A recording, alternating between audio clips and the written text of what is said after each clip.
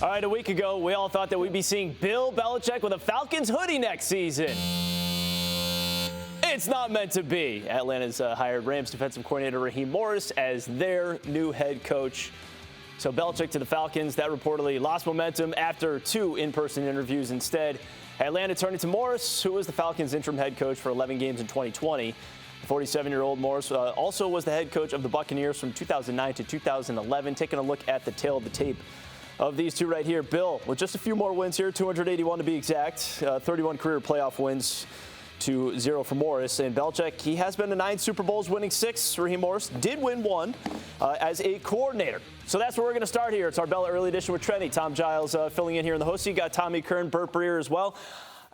Just what are your thoughts on the fact that Atlanta, especially after what we heard last week, going with Raheem Morris in this situation, Curran? The further it went down the road with Bill Belichick, the more Atlanta, I think, got cold feet on Bill Belichick and understanding all the things that they would have to do to satisfy him. And I think that any team right now, and I think that's part of the reason that you're looking at kind of a dearth of opportunities, is you have a guy who's 71, who's not going to be there for the long term. He has a very select few teams that he would consider.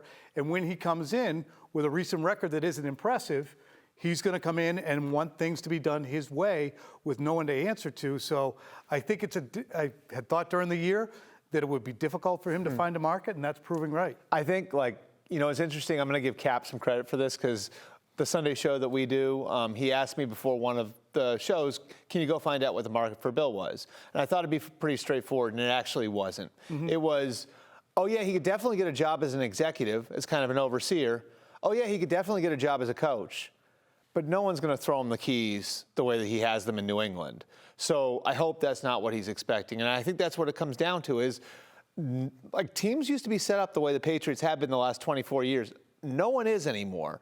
And no one centers it that much around the head coach. The job's just too big now. And so, I think a lot of this comes down to Arthur Blank wanted to hire, and I have that on good authority. I know you've heard it too. Arthur Blank wanted to hire Bill Belichick, the head coach. And it wasn't the money. I think he was willing to pay him. It was everything else that was going to have to happen, and the amount of people around him that Bill's going to need here, and the amount of people that might be outgoing because of it. And I think people in that building knew, hey, if Bill comes here, I probably won't be here for much longer. And so those people wind up getting in Blank's ear. And so I think it wasn't Bill the coach. I think Blank wanted to hire Bill the coach. I think more than anything else, it was the fact that maybe Bill wanted the thing set up a certain way, and Blank wasn't comfortable with that, especially for, as Tom said, a guy who might only be around for a year or two. But that's interesting. If Arthur Blank really wanted Bill Belichick, and if Bill Belichick wants to coach, don't you think that there could be some sort of compromise there? Or does this? And I think that's what the holdup was. Bill's not the great compromiser. Well, that's it. Yeah. So I think that Bill has a specific set of things that he wants to accomplish, and I think that he doesn't want to have to answer to layers of authority. While Robert Kraft did allude to the fact that Bill didn't have all authority right away, he had as his checkpoint Scott Pioli, and the two of them worked perfectly hand in glove. How would Bill work with Terry Fontenot? How would Bill work with Rich McKay? Beatles, I believe is the gentleman's name too. Yeah, is also there. So you have different layers. So as much as Arthur Blank wants that, he spends a lot of money on these other individuals. And I think those other individuals can say, here's Bill's free agents in 2021. Here's what's going on with the draft. And here's what happened with the quarterback. You want all of us to just stand by and let him do what he wants to do? And I think that Arthur Blank, at some point, you have to defer the people you're paying money to if they're making sense. And again, it would be one thing if we were talking about Arthur Blank pursuing Bill Belichick as a 10 to 15-year answer, right? 100%. If this was this is the way we're going to do it for the next decade, that's not what this is.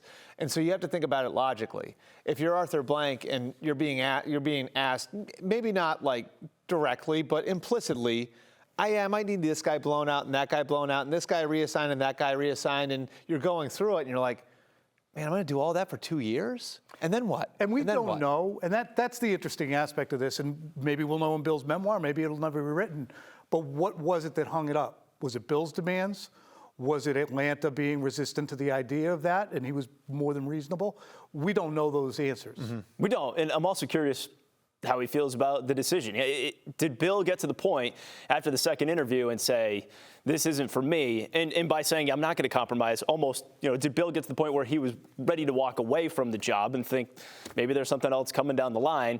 Or did he kind of find out today that he wasn't going to be the guy, that they were going to go in a different direction? I think it might be the latter, because the cleanliness with which they were able to move on here in New England, come to a mutual parting, have a press conference. Perhaps Bill felt that I have something lined up. I'm not going to sit here and haggle over offset and haggle over paychecks and haggle over any number of different things. I can just move on to my next opportunity. So whether or not there were foundations laid with Arthur Blank prior to the end of the season, or they happened lickety-split in that period of time while he was also meeting with Robert Kraft, we don't know. But I would imagine that he presumed that he would be employed if he so desired. I'd agree with Tom, too, in that, like, if this was Bill pulling his name out, there's a way to let people know. Right. And generally, coaches of his stature will let someone know. They might not come out and say it themselves, but they'll get word out there that he has removed his name from consideration, so you don't wind up with these optics, right? Exactly. So you don't wind up here on a Thursday night with Raheem Morris, who's incredibly deserving of the opportunity after what happened in Tampa, worked his way back up, coached on both sides of the ball, 100% deserving of what he's getting in Atlanta. But, like, so you're not there on a Thursday night, and it looks like Raheem Morris just beat you out for a job. Well, I guess the only other thing that would be, you hear Adam Schefter saying this morning that, what if Andy Reid, retires from the Chiefs if they win the Super Bowl? And then that came out this morning. There's a little more to it, and Florio obviously talked about it yesterday as well. So that's not an opening yet. Right now, what we have is, we had 8 head coach openings. Now we're down to just 2. You got the Seahawks and the Commanders. Could Bill possibly land there, a mystery team? Who really knows? A lot of questions, and we do want you to join the conversation as well by voting in our poll. Do you think Bill Belichick will ever coach again in the NFL? Go to NBCSportsBoston.com/early edition or scan the QR code you see on the screen and scroll down to the poll. And so what is next for Bill Belichick, Tom? I still think television. Kevin Miller said it to us a month ago. I agree with it. I brought it up here. People thought I was out of my mind.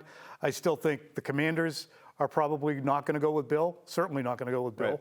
And they have Adam Peters in place. Yep. And John Schneider, I believe, Is the GM there? is the GM in Seattle. So those 2 opportunities, Bill would not have, the sway that he is accustomed to.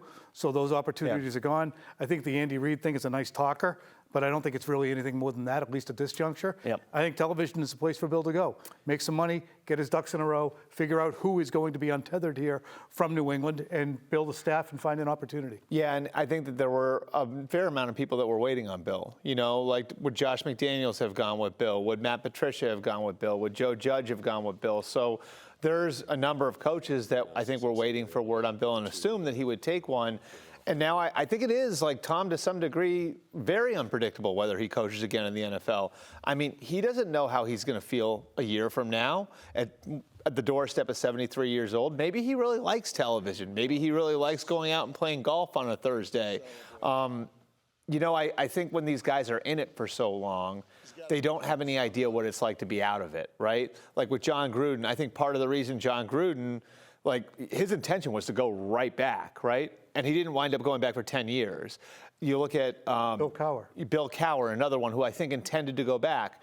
But all of a sudden his life got easier, and it's like, do I really want to jump back in that hole, where I'm working 90 hours a week? I've always heard so many people talk about the Shula record and ascribe that to Bill because he's a historian and it would matter so much to him. I've always wondered if it really meant that number, that accomplishment meant that much to him as opposed to the 6 Super Bowls that he could always whip out and say, anybody else do this? Okay, then. End of discussion. So if it's the Shula record that people are going to say, well, he's got to go back to get that, it's still 15 wins away. He made very little progress toward that in 2023. Will he even be able to accomplish that in 2 seasons someplace? Generally, teams that have openings are bad teams, so it might take more than 2 seasons to get there.